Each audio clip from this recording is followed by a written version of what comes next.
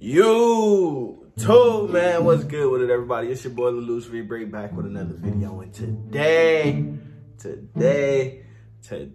man, I guess I'm finna spoil the whole One Piece series for myself because y'all want me to react to this video so damn bad every time I post a video, every time I say something in the Discord during the debates and all, even on the lives last night, y'all kept on saying, Lelouch, have you watched the theory from Ohara?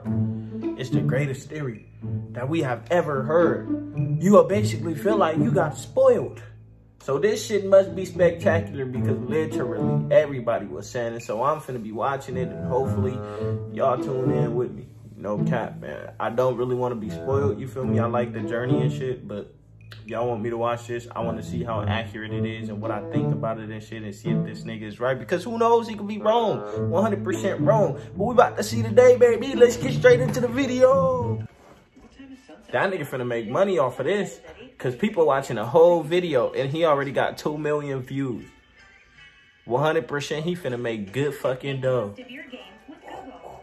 I can make good dough too. But that's all up to you. Have you ever realized that when you take the D initial and put it in front of the title of the story, suddenly it becomes a new word? Coincidence, you might say now. But when you take the same D initial and put it in front Wait, of what? any Done long piece? that That's what otherwise the makes shit no say? fucking sense, it suddenly becomes another English word. Denies. Yeah, I know. Blew my mind as well. So now that I know that you're gonna watch, Nigga, you reaching already. Crazy story of how the Japanese One Piece community. Now, unless he was just joking in the beginning, you feel me? Like, that it's now at the I don't bottom get of what the sea point under of that Enies was. Lobby, and that Skypiea and Dressrosa tell us what happened during the Void Century. At the end of all this, I promise you, you will laugh as maniacally as I did when I found out just how in your face this all might have been all along. Okay, here we go. I'm so excited to share this. One Piece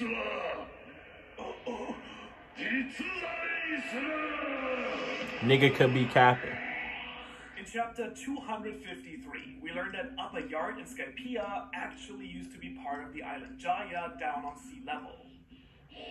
I remember that.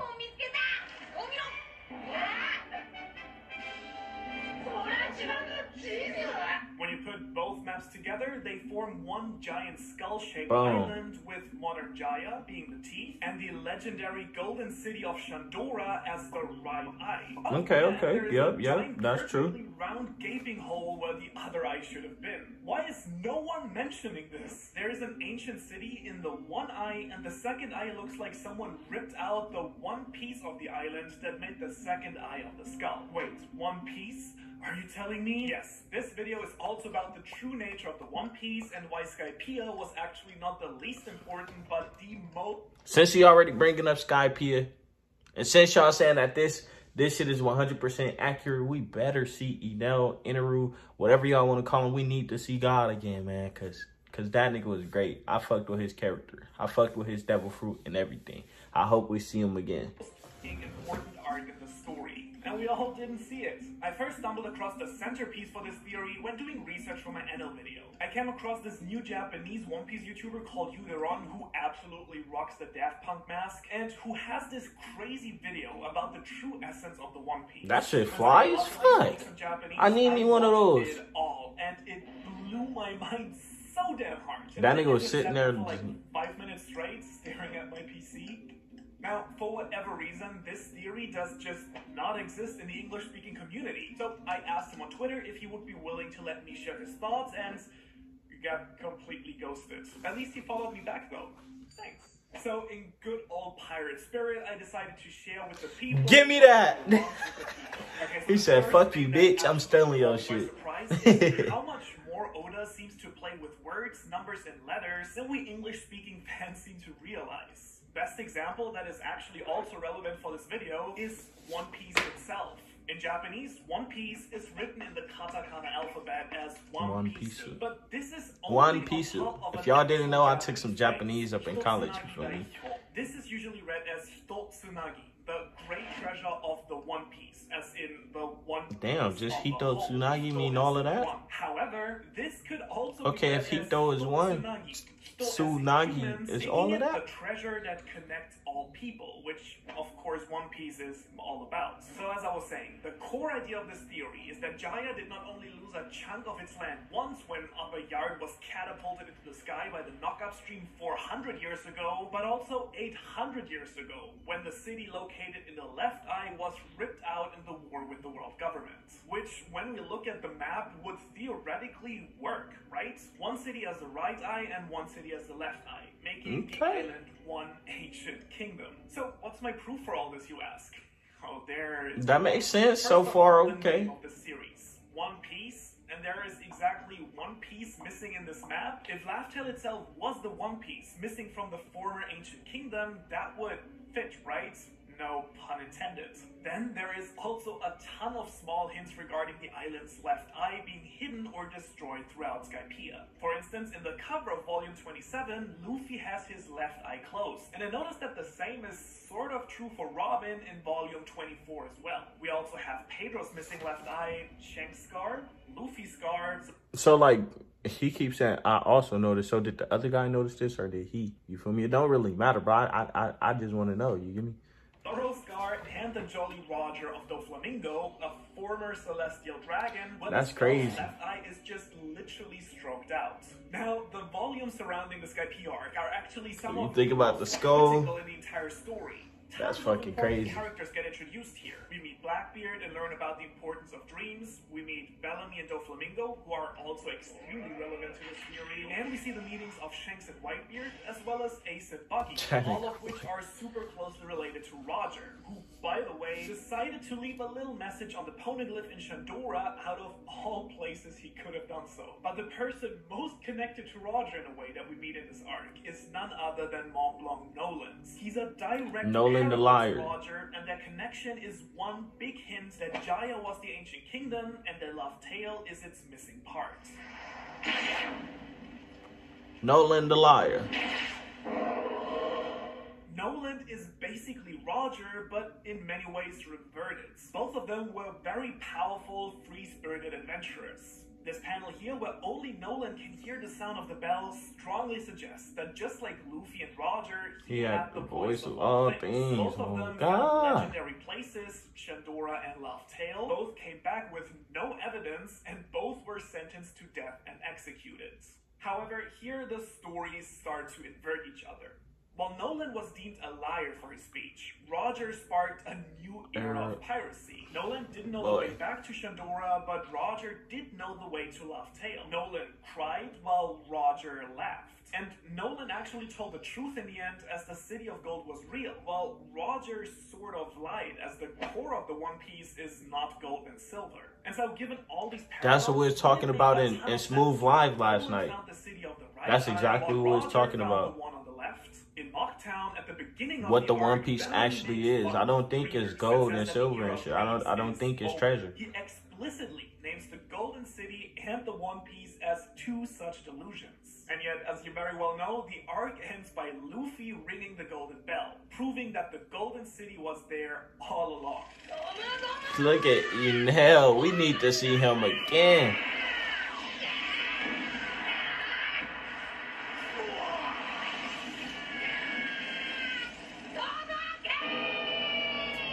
And another thing I noticed, like, if you think about, like, every single other arc, it all has to deal with, like, pirates and shit, except for Skypiea. So the more I'm watching this shit, this nigga's making hella fucking sense. And I watched another theory not too long ago, and they was comparing them, like Alabasta and Dressrosa type shit, Fishman Island and Arlong Park. And then it's, like, no comparison for Skypiea unless you consider Zoa comparison, you feel me? But this shit is really fucking crazy. This shit is really fucking crazy, man. Skypiea. They wasn't fighting no other pirates. If the One Piece, the second location of dreams, used to be in the very same spot that Bellamy used to make fun of both of them. Further, when we reach the ruins of Shandora, Robin explicitly states that there is no doubt that this city fought against the enemy in the war. She was really fucking cutting the ground with a knife? Damn, girl.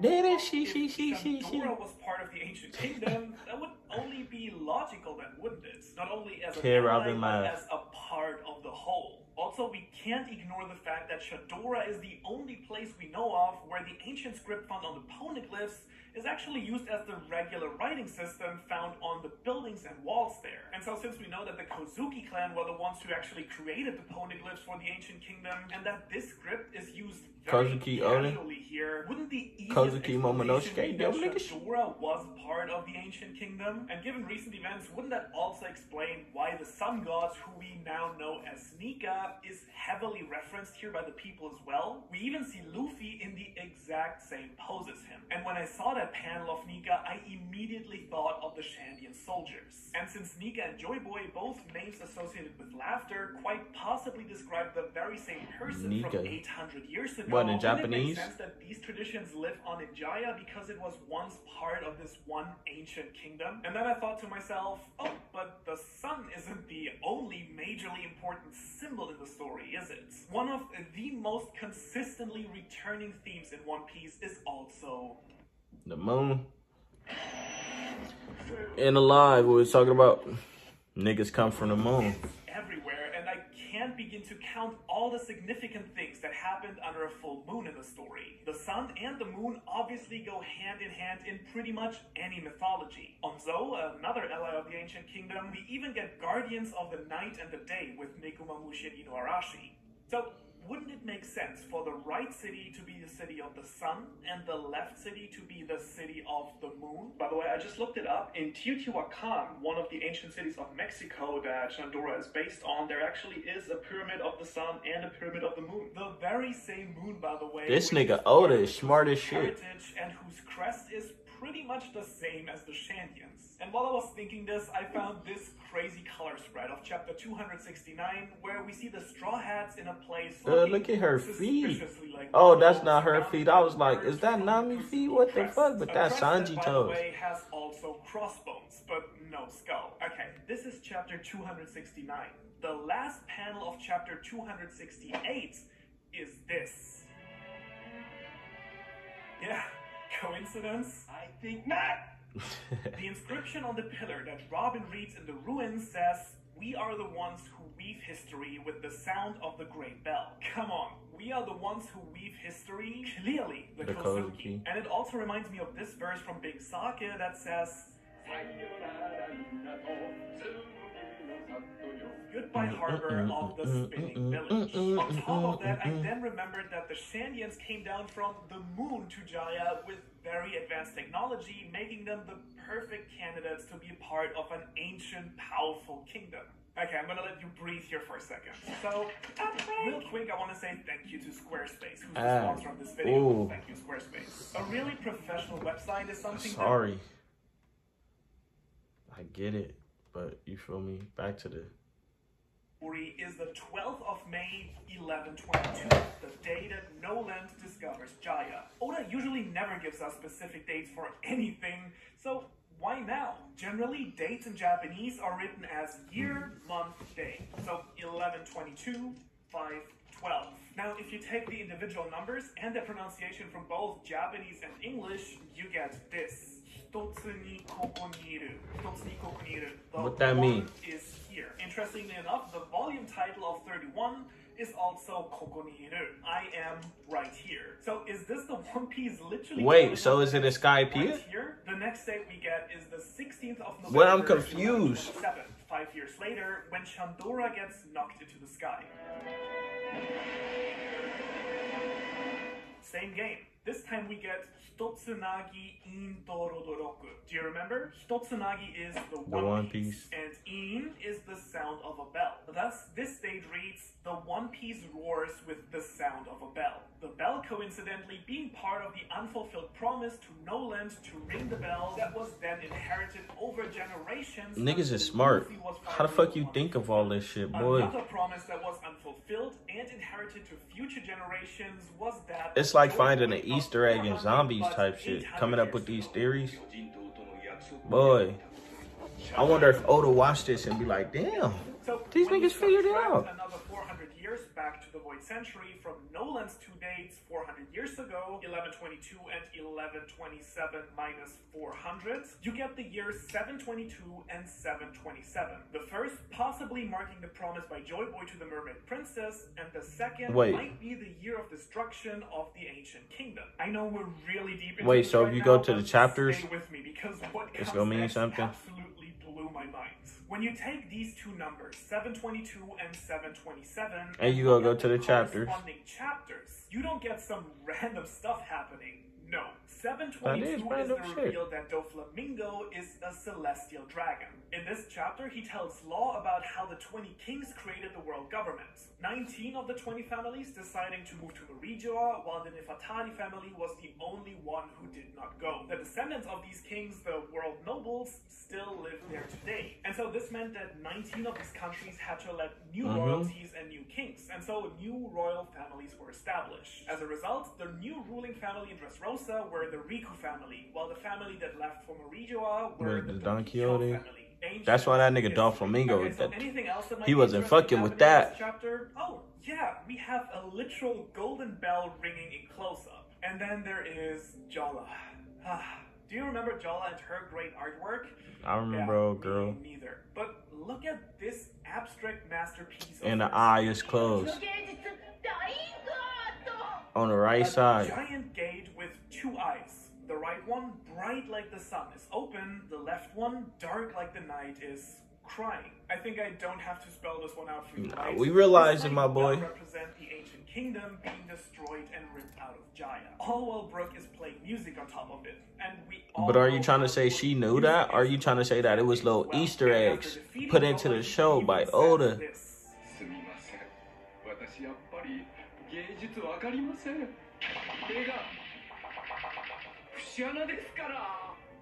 At the same time, the Straw Hats and Tontada start the battle to restore the honor of the fallen king and regain their freedom. Chapter 7. Her eye was covered. He didn't catch that one. Block D continues. Okay, this might actually just be coincidence. We hear the story of Doflamingo taking over the country by staging King Riku and his men. That was some fucked up shit. So imagine he do that to Naruto. Hello, big village. I'm not doing it, it's not me. Is Shiniochiru falling to the ground. Not only how Dressrosa fell, but also how the ancient kingdom fell. Jola even says that her cryptic art is meant to represent the tragedy of Dressrosa. So also the tragedy of the ancient kingdom. Now, you might rightly say, oh Hara, if Dressrosa is a representation of the fall of the ancient kingdom, what connection is there between Shandora and Dressrosa? Oh, right, this is a rhetorical question, right? The connection is this. Nolan? The chapter when Nolan finds out that Shandora has vanished while Kalgara waits for Nolan's promised return is chapter 292, titled Like the Half Moon Hidden by the Clouds. Again, the symbol of the moon that we can also find on Nolan's ship in this chapter. And the wordplay for this chapter is tsukini, two moons. In other words, two half moons making a whole, making the sun. Wouldn't it also make a lot of sense that the D is actually a half moon? 800 years ago, the people of the sun were overthrown and the done piece became the one piece. A circle became half a circle and became eventually a letter. The will of D then being to be... Boy! But this ain't his theory, but boy! That nigga Oda probably put on his mask and started revealing his secrets and shit. I don't know. This shit crazy. It's fuck. Made one whole again, becoming the sun, becoming one piece. Okay, I thought to myself at this point, this already makes way too much sense. But now on to the biggest mystery of it all. Why do I think that the One Piece and or left... Oh shit. Thank you, Squarespace.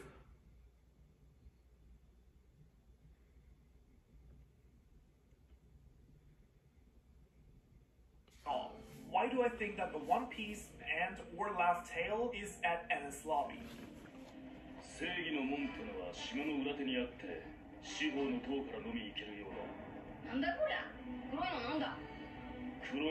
きだ。 The same Ennis Lobby, by the way, whose main villain is called Rob Lucci, the one who robs the light, just saying. Okay, Lucci so we have means one light? piece that when adding the D2, it gives us done piece. A done piece. The first thing that connects Ennis Lobby to this is that it also takes a D. Suddenly, Ennis Lobby that makes no sense as a word becomes denies. Denies what? I thought. But it's probably more of denies who. When you really think about it, Ennis Lobby... He reaching now. Come on, y'all. He reaching now. Ever visited the story, and I know that says something.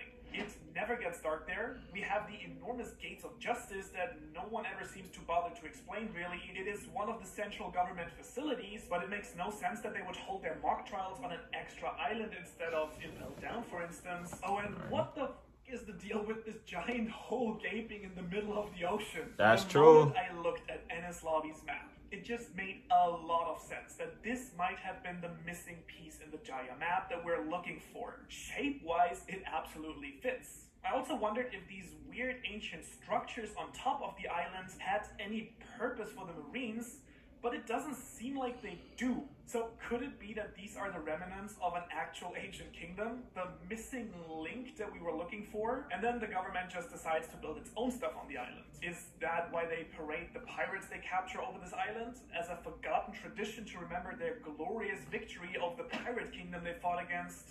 I mean, it is called the Island of Justice after all. Shiho no Shima in Japanese. And here I'm a little bit proud of myself because I wondered that if there were multiple readings to the word for One Piece, there might be more to this as well, right? So he actually figured this part out. He said he was proud of Shiho, himself. with different kanji combinations next to justice can also mean 1, 4 directions, 2, secret information, and 3, greatest treasure. Oh, okay.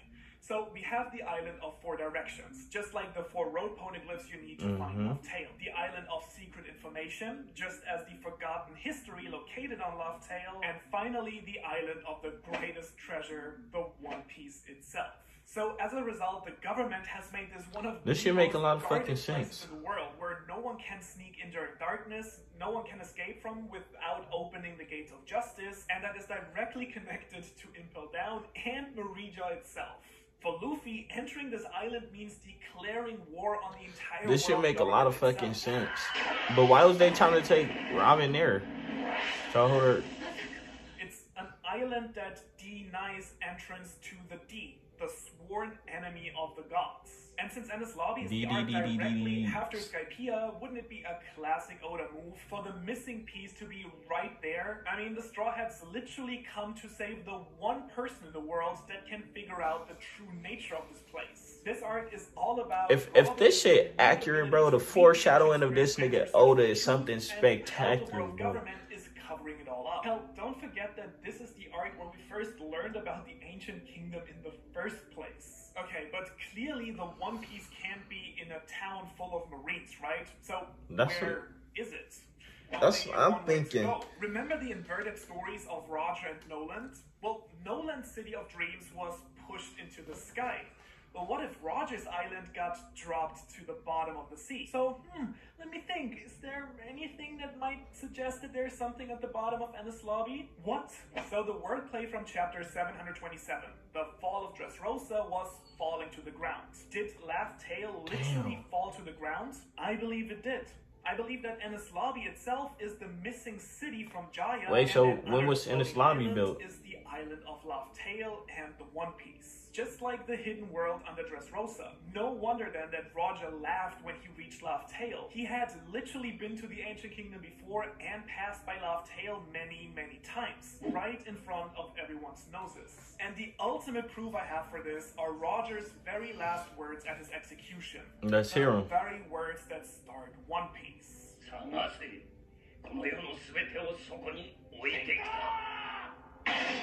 Again here, the secret lies in the Japanese version. A true wordplay in true Oda fashion. Roger says, "Kono yo no subete o soko ni oite kita." I left everything in this world soko. Soko in Japanese meaning there. However, it also has a second meaning. Soko also means bottom. In other words, the second meaning of Roger's last words is, I left everything in this world at the bottom. Boy, that was a good ass theory. At some points, though, I did feel like he was reaching and shit. Like with the moon and the D, but then at the same time, the D, the moon, that shit makes sense. Why is D so special? Why choose D in the first place? But the knives, I don't know, man. This shit is crazy, but it make too much sense. But I refuse to believe it because I don't want to spoil it for myself. But thank y'all for recommending this video to me. It was a good ass video. I'm finna watch some more of this man shit. See what he talking about. This man walked straight into a war with the regular short. Okay, I for sure gotta watch that one because that nigga Shanks is trash. You feel me? Are we going to ignore the fact that Mihawk is a warlord with no crew? Okay, I got to watch that. Rayleigh is a goddamn legendary character. I'm finna watch all of these. Let me know in the comment section down below if y'all want me to react to them. But for right now, we got to go. Remember that you out there really do. Bye.